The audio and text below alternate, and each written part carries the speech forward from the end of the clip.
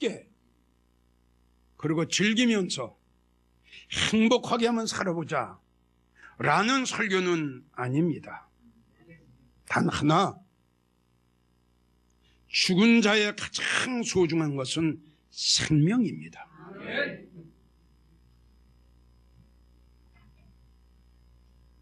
영적으로 죽은 자들, 어떻게 해야 내가 영적으로 살아날 것인가? 아멘. 죽은 자에게 무슨 돈이 필요합니까? 죽은 자에게 무슨 명예와 권세가 필요합니까? 내가 여러분들에게 죽은 자라고 하는 것은 육적인 죽음이 아니라 영적인 죽은 자들을 말씀드리는 것을 여러분들이 꼭 알고 이 설교를 들으셔야 됩니다. 제일 먼저 성도님들에게 내가 이야기하고 싶은 것은 바로 이겁니다. 내가 살았나 죽었나 이걸 먼저 알자는 거예요.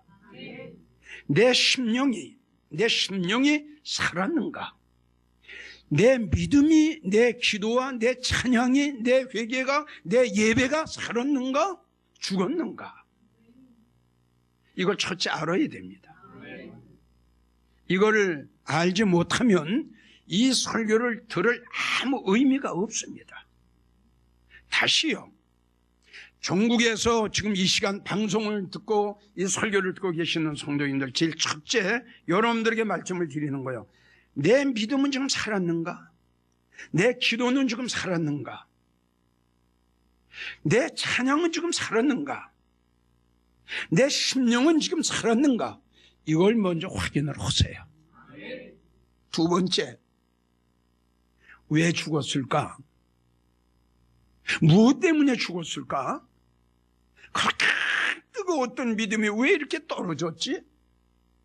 그렇게 주님을 뜨겁도록 사랑했는데 그 뜨거운 내 심령이 왜 이렇게 냉랭하게 식어졌지? 그 이유가 뭐야? 무엇 때문에 내 믿음이 지금 이렇게 됐어? 그 이유를 알아야 되지 않겠어요?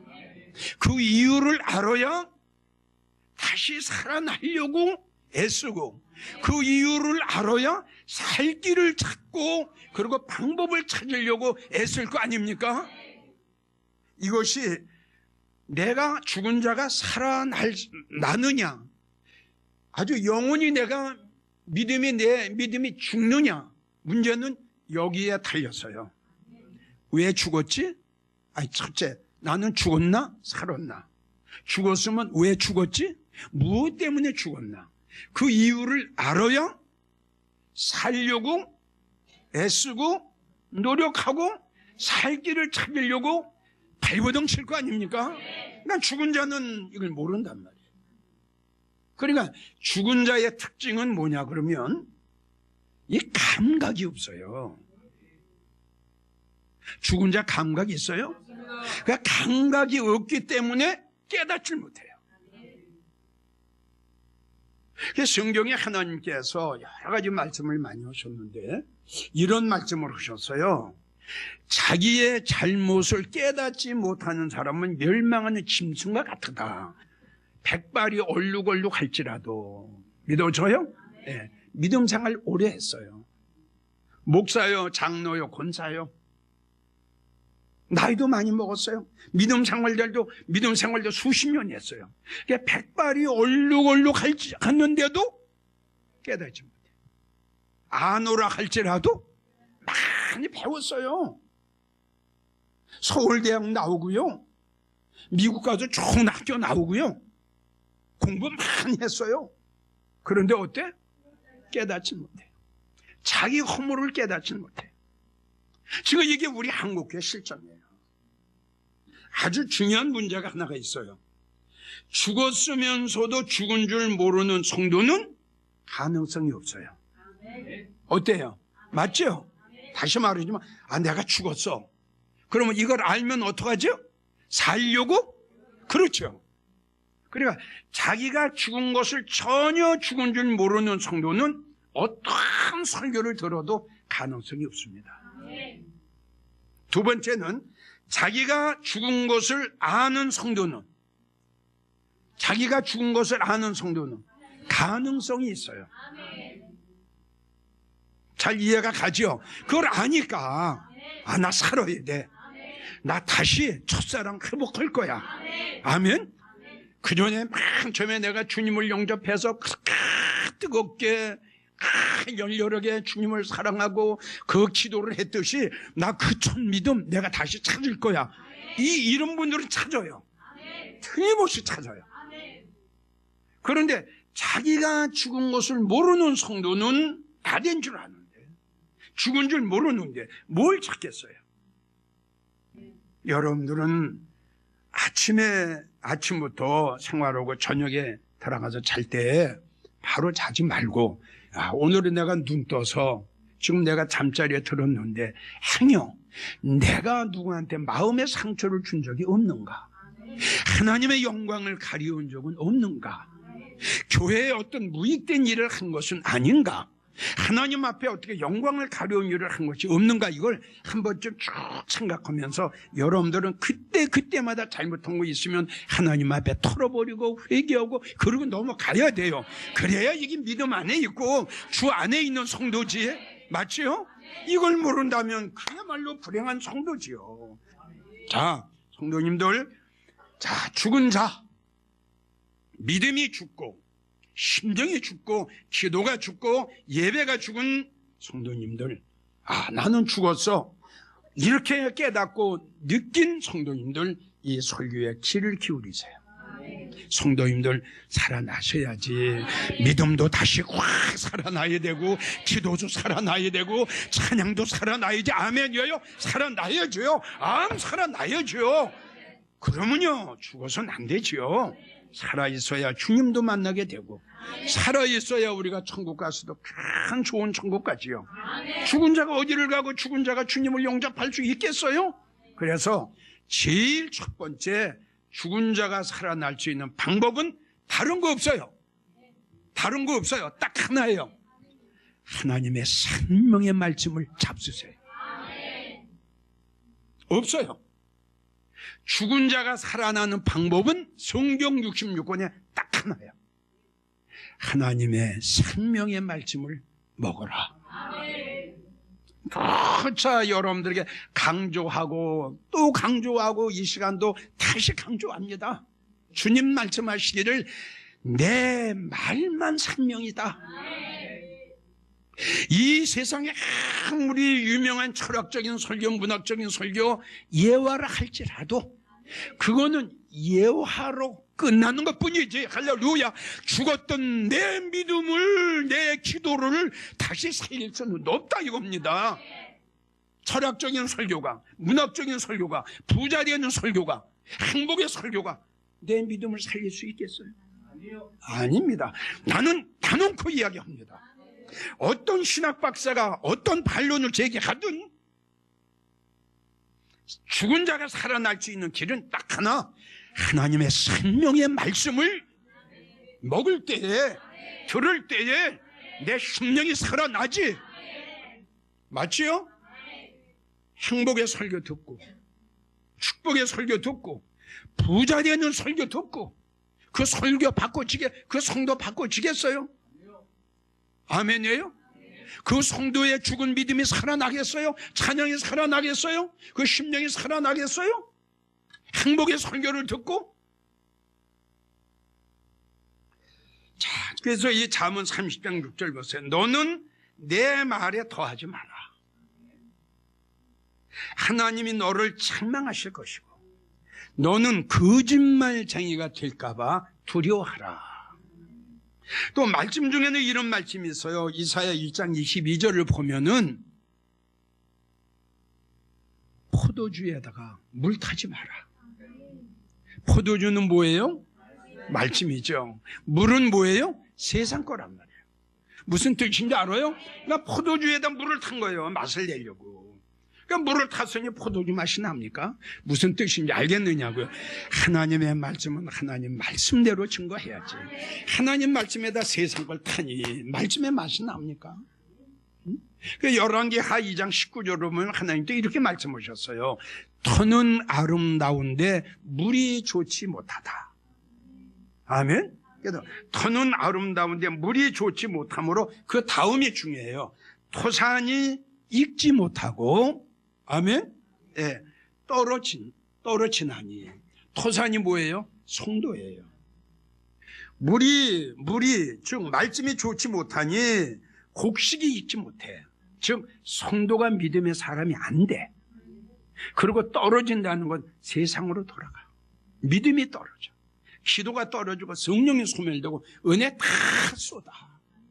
그러니 마지막 때에 사랑하는 성도들 교회 잘 선택하는 것이 얼마나 중요합니까? 맞아요? 주의종 잘 만나는 게 여러분들 어떤 목사를 만나느냐에 따라서 내가 살 수도 있고 죽을 수도 있는 거예요. 이건 사실 아니에요? 내가 어떤 인도자를 만나느냐 이거죠. 거기에 내 영적인 문제가 결정이 되는 거죠. 썩은 물, 흐린 물에서는 곡식도 물고기도 살 수가 없습니다. 자, 에레미야 14장 1절에서 2절을 보면 그들이 운물에 갔어도, 운물은 교회입니다. 물은 말씀이에요. 그들이 운물에 갔어도 물을 얻지 못하고 빈 그릇으로 돌아오니 근심하여 머리를 가리는 도다. 말씀드렸지만 운물은 교회요, 물은 말씀이요, 그릇은 우리의 심령이랍니다. 아멘 오세요. 아멘. 네. 다시요. 그들이 운물에 갔어도, 즉 그들이 교회에 갔어도 하나님의 말씀을 듣지 못해. 생명의 말씀을 듣지 못해. 아멘. 그들의 그릇, 그들의 심령이 빈 그릇이 됐어. 그러니까 뭐냐 그러면 그 근심하여, 빈 그릇으로 돌아오니 근심하여, 어찌할꼬? 나 살아야 될 텐데, 내 믿음이 살아나야 되고 내 기도와 내 찬양이 살아나야 될 텐데 어찌할꼬? 여기를 가도 저기를 가도 이 풍년을 가도 저 집회를 가도 갈급한 내 심령을 채우고 죽어있는 내 심령 믿음을 살릴 수 있는 곳이 없어. 그냥 근심하는 거예요. 자, 여러분들에게 묻습니다. 자, 그 운물에 갔어도 물을 얻지 못했다 했는데 그 운물에 물이 있었을까요? 없었을까요? 있었을까요? 없었을까요? 있었어요. 있었는데 왜 물을 지금 마시지 못했어요? 그렇죠. 마실 물이 아니다. 그러니까 아모스 4장 8절을 보면 어떤 사람이 비틀거리며 물을 마시러 가서 흡족히 마시지 못해요. 그리고 돌아와요. 운물에 물은 많은데 왜 이렇게 됐느냐? 다시 한번 강조하지만 마실 물이 없어. 왜? 오염이 됐어. 이해가 가요? 포도주에다 물을 탔단 말이에요. 마실 물이 없어. 하나님의 말씀에다가 세상 걸 탔단 말이에요. 생명이 될 수가 없단 말이에요. 내 갈급한 영혼을 채워줄 수가 없단 말이에요.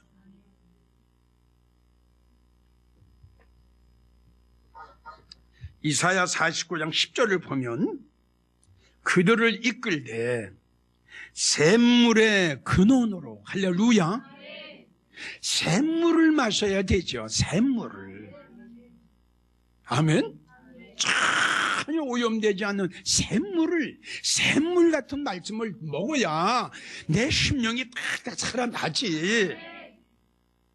그래서 오염되지 않는 샘물과 생수 같은 말씀을 우리가 먹어야 내 영혼이 살아난다 이겁니다. 샘물의 근원이 있어요. 샘물의 근원 이걸 아셔야 돼요. 샘물은 뭐예요? 오염이 안 된 거예요. 아멘. 그냥 여기서 톡톡톡톡톡 이게 샘물 아니에요? 그걸 그냥 뭐는 거예요? 꿀떡꿀떡 그냥. 요한계시록 21장 6절을 보면 내가 생명수 샘물로, 아멘, 생명수 샘물로 목마른 자에게 값없이 주리라. 예, 샘물. 요한복음 4장 13절을 보면 이제 그 사마리아 여인이 물을 기르려고 이제 갔었는데 야곱의 우물을 갔죠. 야곱의 우물을 가가지고 이제 예수님을 만나게 돼요. 그래서 이제 예수님이 이 여인한테 물 좀 달라고 그래요. 그러니까 이제 사마리아 여인이 아니 나는 이방 여인인데 왜 저 유대인 당신이 나한테 물을 달라고 합니까? 그랬더니 이제 예수께서 말씀하시기를 네가 주는 물은 먹어도 무슨 말인지 알아요? 나는 이 말씀이 너무너무 진짜 중요해요. 네가 주는 물이 뭡니까? 세상에 속한 물 아니에요? 아멘? 철학적인, 문학적인 거듭거듭 말씀드리면 다 이 설교 아니에요? 그 설교는 들어도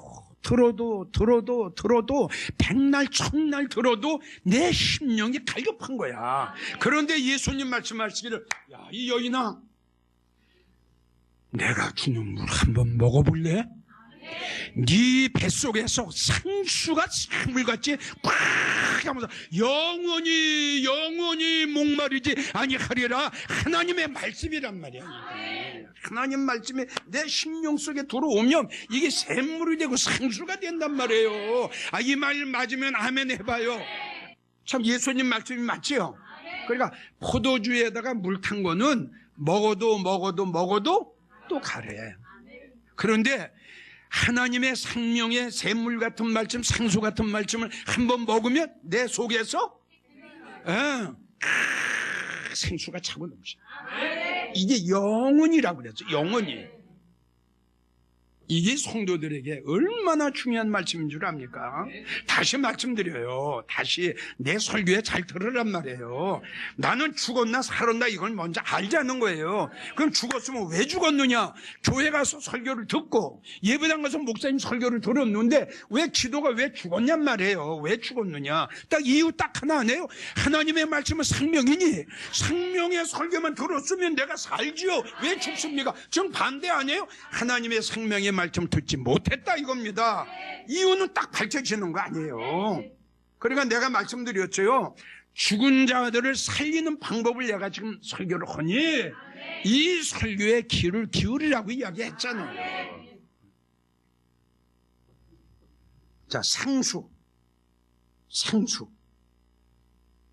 스가랴 14장 8절을 보면 그날에 상수가 예루살렘에서 솟아나고 할렐루야. 이건 주님이에요. 우리 주님을 상수로 말씀하셨어요. 아멘. 우리 주님은 말씀이에요. 말씀이신 그 주님이 바로 예수님이에요. 아멘. 네. 그날에 상수되는 우리 예수님이 예루살렘에서 할렐루야 솟아나리니 주님 오셨잖아요. 생수 오셨잖아요. 생수 가지고 오셨잖아요. 요한복음 4장 10절 지금 말씀드린 대로 내게 물 좀 달라는 이가 누군 줄 알았다면 내가 그에게 구하였을 것이요 그가 생수를 너희에게 주었으리라. 할렐루야. 그래서 주님 말씀하시기를 그렇기 때문에 하나님 말씀하시기를 좋은 꼴 먹는 걸 작은 일로 생각하지 마라. 할렐루야. 아멘. 맑은 물 마시는 것을 작은 일로 생각하지 마라. 자, 보세요. 그래서 그렇기 때문에 좋은 꼴 먹는 성도들아 최고의 복받아. 그렇기 때문에 맑은 물 마시는 성도들아 너는 최고의 복받아. 자, 끝으로 지금 이제 살리는 거예요. 살아야 돼요. 열왕기상 19장을 보면 엘리야가 나와요. 하나님을 섬기고 믿음으로 살아가야 하나님의 백성들이 다 바알에게 다 무릎을 꿇습니다. 이때에 보다 못한 엘리야가 이세벨을 찾아가서 갈멜산에 올라가 바알을 섬기는 자들 850명을 한칼에 다 멸망시킵니다. 이 말을 들은 이세벨이 백성들에게 선전포고를 합니다. 부들부들 떨면서 하는 말이 오늘 해치기 전에 내가 엘리야를 잡아도 죽일 거다. 많은 군대를 풀어서 엘리야를 잡으러 다닙니다. 도망다니다 엘리야가 도망갈 데가 없어. 성경을 보니까 로덴 나무 밑에 앉아가지고 엘리야가 뭐라고 이야기를 하느냐. 하나님, 이만하면 넉넉하오니 내 생명을 취하지 주옵소서. 아멘. 그렇게 강하고 담대했던 엘리야, 어떻게 이렇게 됐어요? 얼마나 힘들고 얼마나 어려웠으면, 얼마나 고통스러웠으면 하나님 내 생명 거둬가 주세요. 그때의 엘리야의 믿음, 엘리야의 생활은 얼마나 어렵겠느냐 이거죠. 아멘. 한마디로 믿음이 떨어졌죠. 저 밑바닥이 됐죠. 그럴 때 우리 하나님 보세요. 하나님께도 그에게 숯불에 구운 떡, 할렐루야, 한 병의 물. 그래서 우리 하나님께서 엘리야에게 떡을 먹게 하시고 물을 마시게 합니다. 성경을 봤더니 죽여달라고 로데나무 밑에 쭈그리고 앉아도 주여 주여 해가지고 그때 엘리야의 모습은 참 처량했을 거야. 응? 그렇지? 성경을 보세요. 엘리야가 죽여달라고 그냥 아주 밑바닥이 됐던 그 엘리야가 하나님의 말씀, 샘물의 말씀, 생명의 말씀, 생기의 말씀, 숯불에 구운 떡 한 병에 물을 탁 먹고 이 힘이 나는 거야. 이게 힘이 어디서 나왔어? 그래가지고 성경을 보면 식물의 힘을 의지하여, 말씀의 힘을 의지하여 40주 40야를 향하며 하나님의 산 호렙에 이르렀어요. 성도님들, 내 믿음이 죽었다고 실망하지 마세요. 내 기도가 죽었다고 실망하지 마세요. 첫사랑 잃었다고 실망하지 마세요. 엘리야가 살아나듯이, 엘리야가 새 힘을 받았듯이 하나님의 생명의 샘물의 말씀만 먹으면, 우리도 믿음 생활 하다 보면 웃을 때도 있고 울 때도 있어. 내 믿음이 팍 올라갈 때도 있고 믿음이 떨어질 때도 있어. 막 기도가 막 뜨겁게 막 그냥 나올 때도 있고, 기도가 안 나올 때도 있고, 설교 시간이 기다려질 때도 있고, 교회 가기 싫을 때도 있어. 이건 누구든지 한 번씩은 체험할 거야. 그럴 때 여러분 실망하거나 낙심하지 마세요. 엘리야가 먹었던 숯불에 구운 떡을 잡수세요. 샘물의 말씀을 먹으세요. 생수의 말씀을 마시세요. 아멘. 그러면 여러분들은 다시 심령이 살아나고, 기도가 살아나고, 찬양이 살아나고, 마음이 살아나고, 생활이 살아나고, 믿음이 살아나고, 여러분들은 틀림없이 첫사랑 회복해서 여러분들은 믿음의 길을 다시 걸을 수 있는 그 길을 하나님께서 인도하실 겁니다. 성도님들 겨루기 위해서 기도 많이 하세요. 그래서 그렇게 기도를 하시면 이사야 49장 10절, 하나님께서 여러분들을 샘물의 근원으로 인도하실 것이고, 이사야 58장 11절, 너를 인도하여, 할렐루야, 너를 인도하여 너는 물된 동상 같겠고 물이 끊어지지 아니하는 샘물 같으리라. 할렐루야. 성도님들, 주님 앞에 나 좀 살려달라고. 성령님, 내 기도가 안 나오네요. 하나님, 내 믿음이 죽었네요. 하나님 앞에 간절히 기도하시면 하나님께서 여러분들을 샘물의 근원으로 꼭 인도하실 걸로 확신하고 믿습니다.